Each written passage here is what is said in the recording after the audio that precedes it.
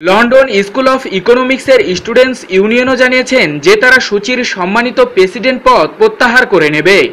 ইউনিয়নের সাধারণ সম্পাদক মাহাতির পাশা বলেন, রোহিঙ্গা নির্যাতনে অং সান সূচির বর্তমান অবস্থা ও গণহত্যার পরও নিষ্ক্রিয় থাকায় আমরা তার সম্মানিত প্রেসিডেন্ট পদ ফিরিয়ে নেব।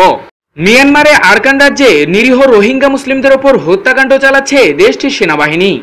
অন্যদিকে বর্তমানে দেশটির ক্ষমতার মূল কেন্দ্রবিন্দুতে আছেন শান্তিতে নোবেল বিজয়ী গণতন্ত্রপন্থী নেত্রী অং সান সূচি, কিন্তু সেনাবাহিনীর অভিযানের পক্ষেই সাফাই গাইছেন তিনি। এমন পরিস্থিতিতে মিয়ানমারের ক্ষমতাসীন দলের নেতা অং সান সূচিকে দেওয়া সম্মাননা স্থগিত করেছেন যুক্তরাজ্যের দ্বিতীয় বৃহত্তম ট্রেড ইউনিয়ন ইউনিসন। পাশাপাশি বেশ কয়েকটি সংস্থাও সূচির সম্মানসূচক ডিগ্রি ও পদ ফিরিয়ে নেওয়ার ইঙ্গিত দিয়েছে। দেশটিতে রোহিঙ্গাদের ওপর নির্মম অত্যাচারের জন্য আন্তর্জাতিকভাবে সমালোচনার মুখোমুখি হওয়ার পরও তাদের রক্ষায় সূচির উদ্যোগ না নেওয়ায় ইউনিসন এই সিদ্ধান্ত নিয়েছেন। মিয়ানমারের সামরিক জান্তার বিরুদ্ধে গণতন্ত্রের প্রচার অভিযানের সময় অং সান সূচি কারাবন্দী থাকাকালে 2010 সালে তাকে এ সম্মাননা দিয়েছিলেন ইউনিসন।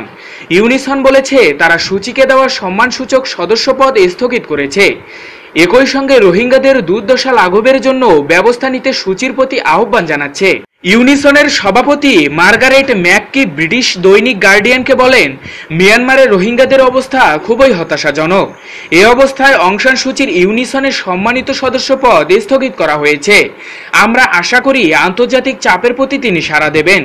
দেশটির ব্রিস্টল ইউনিভার্সিটিও সূচিকে দেওয়া সম্মাননা স্থগিত করার ব্যাপারে চিন্তাভাবনা করছে। তাকে সম্মানসূচক ডিগ্রি দিয়েছিল বিশ্ববিদ্যালয়টি। ব্রিস্টল ইউনিভার্সিটির একজন মুখপাত্র বলেন, রোহিঙ্গাদের ওপর নিষ্ঠুর নির্যাতনের মাধ্যমে জাতিগত শুদ্ধির অভিযোগ তুলেছে জাতিসংঘ। এ অবস্থায় মিয়ানমারের চলমান পরিস্থিতি নিয়ে বিশ্ববিদ্যালয় গভীরভাবে উদ্বিগ্ন।